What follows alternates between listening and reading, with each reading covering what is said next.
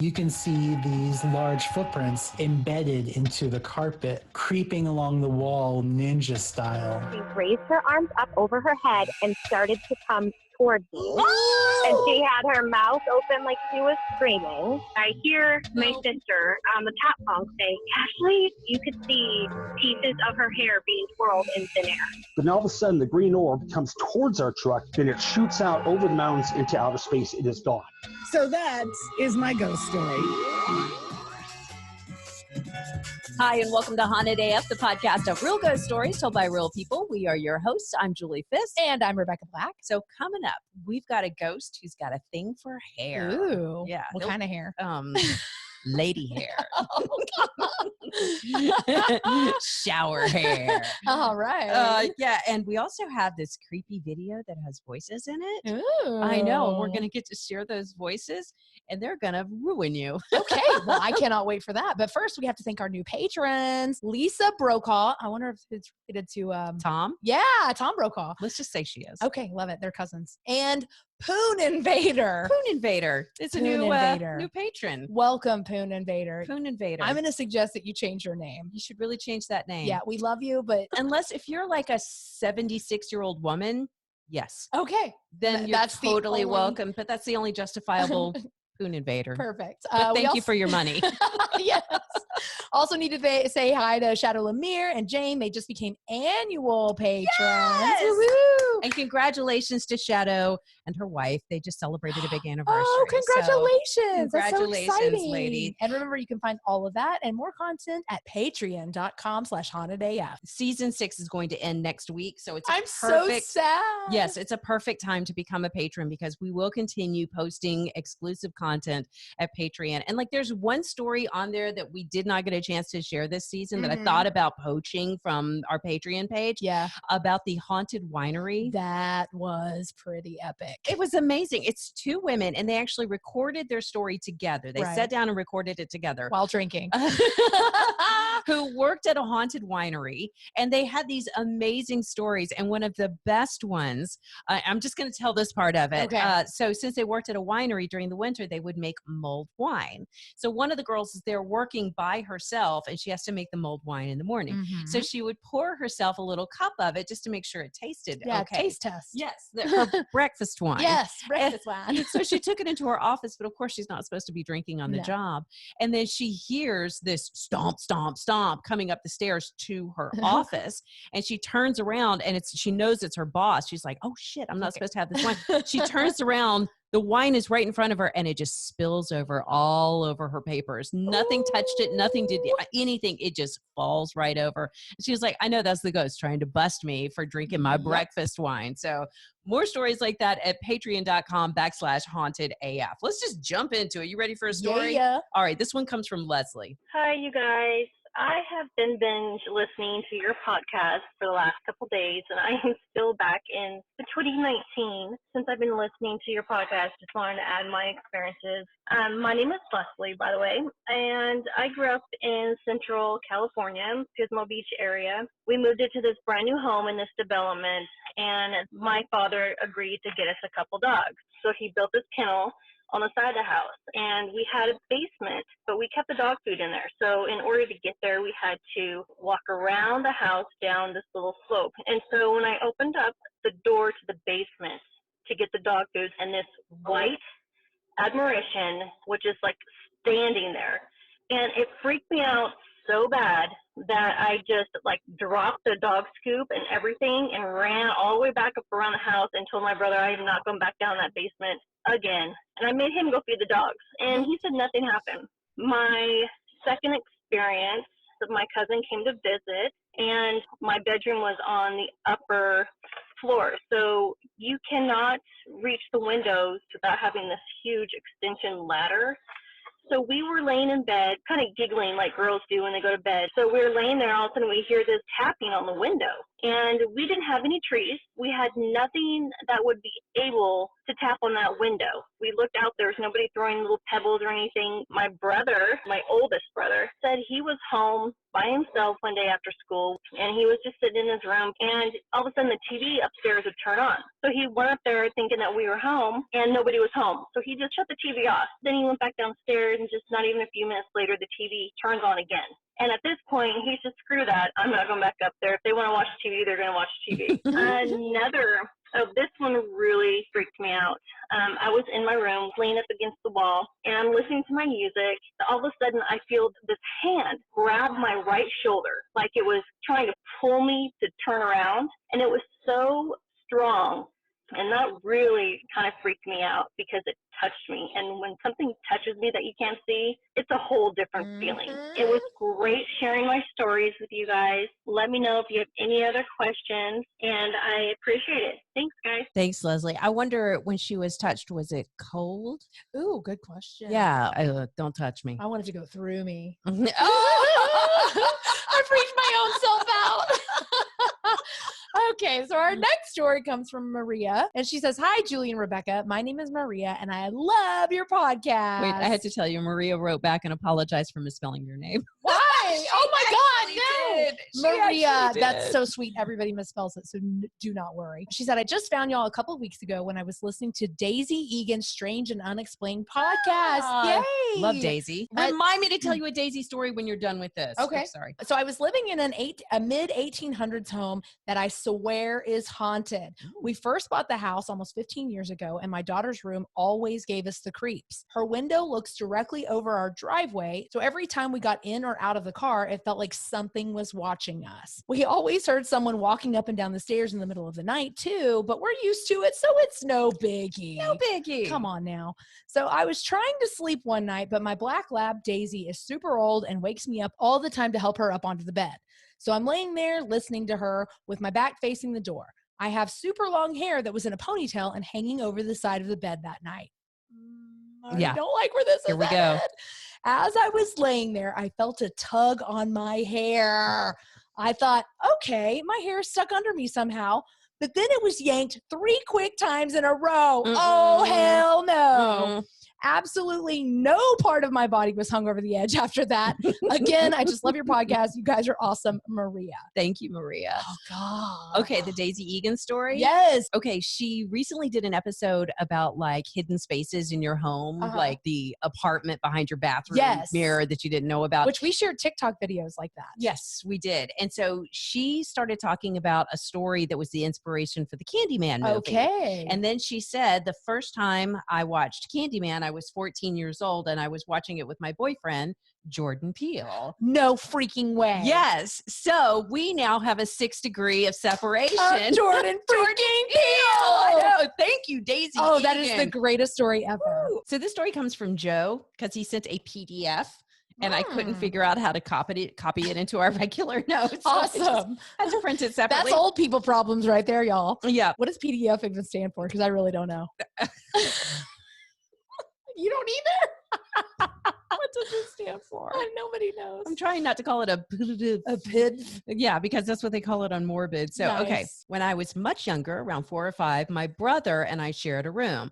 At night, we would hear a voice talking to us. I still remember hearing the voice, but I can't tell you for the life of me what it said. One evening, our parents had a friend visit, and they were walking through the house, praying, actually. They're Pentecostals, and so they were spraying holy water the whole 9 yards. Wow. That would be kind of weird. Yeah. Once they got into our room, their friend said, "You need to get rid of that picture now." It was a souvenir that my dad had brought back from Vietnam when he was stationed there during the war. It was a dragon made out of some sort of metallic substance. Well, they threw it away that night, and we never heard the voices again. Ooh. Thank you, Pentecostals. Yeah, no kidding. Were they spraying holy water like in a bottle sprayer? I don't know. Do they have some sort of special? I don't know. Monty Python. I was curious. Like, or the ball thing that the priest throws around. You would think it would be something a little more special than just like, the 99-cent bottle from Walgreens. That's what we would use. Of course it is. It's exactly it. What we had holy Holy water. water. I'm pretty sure in one of those. Yeah, we did when we went to Chris's house, the Ring doorbell story with the ghost on its porch. Oh man, we're so not fancy. I think I took holy water in like a mason jar from St. Patrick Catholic Church. You know what? It doesn't matter. Yeah, holy water's holy water, and it'll work. My daughter's second grade teacher, her daughter was getting married while I was in there scooping up holy water. How do you explain that? I didn't. I just ran out. I can't believe we did that. I know. I was looking God. back. We're dumb. Okay, so this next one comes from Eric. Obligatory statement. Well, you know what this is. I'm a skeptic. Oh, but I would really like it if something happened to me. Maybe. So he's unsure. That's how everybody is. It's like, that would be great. Yeah. Or would it? I don't know. I'm not sure. I'm fascinated, but also terrified of these things. I do not listen to the podcast at home, only when I'm driving. My grandma and grandpa had their first home built in 1963. My mom, aunt, and uncle all grew up in that house and have many stories about being pushed or touched by something unseen in specific rooms. I have stayed in these rooms many times, but nothing ever happened to me. My grandma often told the story about the time grandpa was away in Mexico. She was in bed sleeping when she felt someone sit on the bed. My grandma sat up and said, I don't mind if you're here, but please stop scaring me. No, I mind. I know, right? Yeah. I don't share my bed with just anybody, okay? No, you better be a warm ghost. Right? And if we're gonna hot. snuggle. Yeah, that too. Then she went back to sleep and didn't have any other issues like that. The whole family usually gathered at my grandparents' house for Christmas Eve. In 2001, though, I was stationed in South Korea and couldn't be home. Of course, that was the night the craziest things happened. The whole family was in the sitting room unwrapping presents. There were loud noises upstairs as if someone had jumped off the bed. The dog went berserk, so my uncle and two cousins went upstairs to check it out, but couldn't find anything amiss. The dog was still going crazy in the kitchen, so they checked and found that every cupboard door and drawer was open. I love that. Oh, there's nothing more creepy than that. Yes. Because usually you can hear cupboards opening and shutting, right? Yeah. And then to go in and not hear anything, and then they're all bam, open. I love it. Everything that happened in that house, all the ghostly things happened when I wasn't there. Hence my skepticism. My grandpa died in 2007 and the house was sold in 2008 to a family from Burma. I'm curious if they've ever experienced anything. Eric. Wouldn't it be funny if they were all just fucking with him? Like nothing ever happened in that house. And they're just like telling him lies. Yeah, for his years whole and life. years. It's funny that you say that. Forever, I thought that my uncle had a metal plate in his head and that he couldn't get close to the microwave because I'm not joking. They told him that his whole entire life and everybody believed it. I just found out like 2 Christmases ago, he does not have a metal plate in his head. He will not make the microwave spark. He did have a surgery, so he has a scar, but there's no metal plate. All right, so this next story comes from Kira. So when I found you guys' podcast, I was visiting Texas. I don't know how I stumbled upon you guys. It popped up in my Spotify, so I started following you. I'm like, okay, they're from Texas. But while I was in Texas, I had this crazy experience. So it was a group of us. We traveled there just to visit some of our high school friends that we haven't seen for a while because they were in the Army. And I actually got the hotel for an extra day. So my friend, she left, and I didn't leave till Saturday morning. So Friday, I'm just laying in the bed, just being lazy, just because we partied, we drank, we did a lot of stuff. And then I started to doze off. And as I'm dozing off, something grabs and grips my hand so tight, but I can't wake up. Just my natural reaction, just because something that my dad used to do as I was a kid. He always used to grab our hands and just squeeze it as tight as he could until he's like, it doesn't hurt. It was something that he always did. And so I was squeezing whatever it was back. And then once the feeling, like, I felt like I squeezed it so tight, it kind of like poofed. Ooh. That's when I popped up and woke up. And I was like, oh, shit, nope. I did not go back to sleep. I'm not the 1, the 2, or the 3. I got my shit, and I went to another fucking room. Thank you for listening. I love you guys.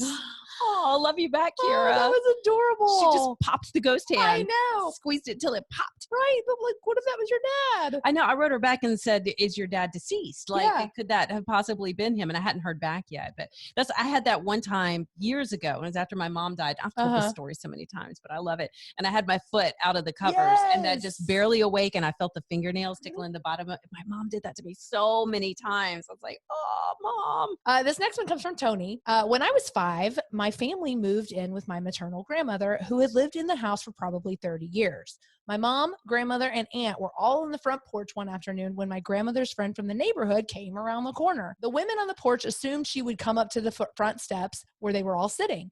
Instead, she passed the porch, turned up the long driveway, and walked towards the back of the house. My grandmother called out to her, but she just kept her head down and kept walking. My grandmother was confused and went inside to see if she came to the back door, but no one was there. They found out later that the friend had passed away that morning. Dude. No. Same house about 12 years later when I was 17. School was closed for a snow day and I was the only one home. I was napping in the front bedroom, which had a window overlooking the front porch. I woke up because the dogs were barking and I looked out the front window to see if anyone was at the door. There was a girl, about 12 or so, standing there. She was dressed in a green coat, a green skirt with white tights, a green hat with white fur, and her hands were in a white fur hand muff. Rebecca Black, what is wrong with you? I'm so sorry. I am so sorry. I am a child. I apologize. Here, I have this mental image of this little Victorian child with her hands in a muff, and you're like, That is what happens when you work with dudes. Seriously, you turned into a 13-year-old boy. I apologize. That's all right. She had blonde hair that was curled around her hat. I looked at her for a few seconds, trying to process all of this while she just stood there. By the time I got to the door, literally 10 seconds, there was no one there. Not even footsteps in the snow. And I remember going down the steps and looking in either direction and seeing no one. Tony. We've had so many of those where it's like someone walking up the sidewalk and they just vanish or some weird shit like that. Love it. Real quick, we need to send out some huge props to Mike Ahern and Enda Loffman. So we had them on in season 4. They're the directors and writers of a movie called Extraordinary. Yes, great movie. It has been picked up by this production company that's owned by Maya Rudolph and Natasha Lyonne. That's exciting. And they're going to turn it into a TV series for TBS. Oh my gosh, I'm so excited for them. Yeah, so congratulations, guys. And we'll post a link to that episode where we interviewed them. It's a great interview. And it's the same episode where we talked to Liz Sauer, too, from Ghosts in the Burbs. So it's a really good one. Also, just quick reminder, Rebecca and I are both wearing our Haunted AF gear. Woo! So go to hauntedaf.com if you want to pick up any of that. It's actually going out really quickly right now. Oh, good. So, yeah, there was a period of time during COVID. It was like slow as shit. But now it's actually getting out pretty quick. Oh, also, please send us your favorite Halloween costume pics. We've already posted several. They're so fun. Aren't they cute? And so we've been asking for all of these on our social media because Julie's going to put together a video with all of them together, compiled as one. Well, yeah, I always struggle at the beginning of our YouTube video whenever our intro is playing, just to find something. So I'm going to put all of those in the intro. Love it. And then we'll share that as well. So we definitely send us, and it could be you in your Halloween costume and your pets in your Halloween, whatever, hauntedafpodcast@gmail.com. All right. So now we need to talk about Tony. Okay. Last week, Rebecca and I, right before we went on, started watching these videos that Tony had sent to us. And it's these voices that he's hearing in his room. So apparently he was hearing the voices, got freaked out, and then started filming just to prove that it's happening because his girlfriend is living with him. Right. But she does not hear the voices. Okay. And so just to kind of prove, so here's just a quick little compilation of the voices.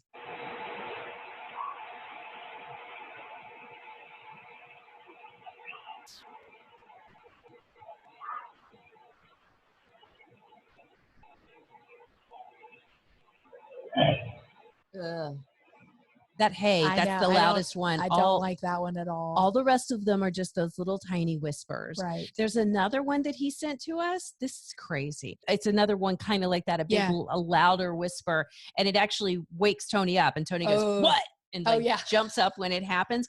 Girl, I have tried to download that audio. Let me guess, it won't work. It won't work.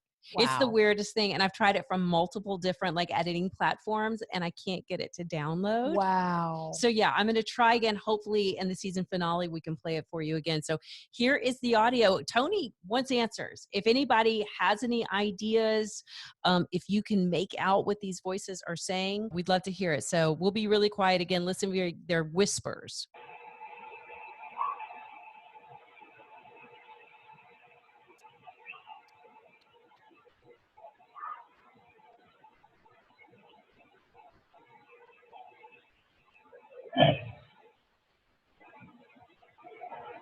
And there's something a little bit after that. Hey, Yeah, there's at too. least 5 or 6 something or another's We'll in that make, audio. yeah, we will share that. I thought about sharing, I feel kind of guilty sharing the video of them. Because they're asleep. Because they're asleep. But they're so cute, though. They're really cute. Cutest sleeping couple of the year goes to them. I know. And they're sleeping with their lights on and the fan on know. because he's freaked out. It's really freaking him out. So I'm so sorry, Tony. Sage, baby. No kidding. You Good got to God. smudge that place. Yep. Oh, by the way, we are going to start selling some black tourmaline bracelets here. I'm so glad you wore yours today, too. Look how cute these are. Let me take off this one. Yeah, we are going to post these on the hauntedaf.com website here before all too long. And we just have to get a few more made and to figure out how much we're going to charge for them. You know, we have to do all the things before we start selling them. Yeah, that's another thing. If you want one of these things, give us advance time because we're going to be ordering shit as we go. Julie actually handcrafts these, by the way. I just want y'all to know. She sent me a picture of herself hovered over with a lamp making this. A headlamp, and my husband's readers. Like that's how hard it was. So yeah, you're gonna have to be patient with these bracelets. And to be clear, we're dumbasses when it comes to this paranormal stuff. We're only sharing what people have told us. Yeah. And so we don't know if any of this stuff is actually going to work or not, but I just know if it makes me feel better, then that helps. Yeah, I honestly, I think that anxiety is 50% of the problem when these things start kicking in. And the more you can do to make yourself not feel scared, the better off you're going to be. So buy a bracelet, y'all. Buy a bracelet. Support the podcast. Woo! Hauntedaf.com. And they're not up there yet. No. So I have exactly 2 made right now. And we're wearing them. And we're wearing them. So who wants to buy this one off my wrist? Oh God, yeah, got to figure out. They're only $80. Yeah. I'm just kidding. No, they're not. Oh my God, we totally forgot to mention the doll in the hall. Oh, I'm so glad you brought that up. Speaking of, deadline October 22nd. That's this Friday. Right. So don't forget to send us your doll in the hall videos. Big love to everybody who's already submitted so far, and apologies if we haven't posted your video yet. We're getting to it. We're still going through them all. Yeah. We will announce the winner on our season finale next week, and that lucky person is going to win $200 worth of goodies from wickedcatclothing.com. And huge thanks to everybody who has sent those. And I'm going to make a little compilation of all of them too. Oh, good. Because they're super cute. That also means that we only have 1 week left of Haunted AF. Sad. Yes, It went by so fast. Yes, 2021 totally just flew by. So October 28th is going to be the season 6 finale. Only a few more days then to get your stories in. hauntedafpodcast@gmail.com. Next week, we've got a story out of Louisiana, courtesy of a friend of yours. Oh, yes. Creepy creature story. Right? We simply don't get enough of those. We're also going to check back in with Audrey. Ooh. Oh, I got a story for you. Yes, and we've got more stories. Hopefully, we're going to have that audio too that I couldn't get downloaded. Oh it's my going to gosh. be really interesting, and that's all coming up on the next Haunted AF.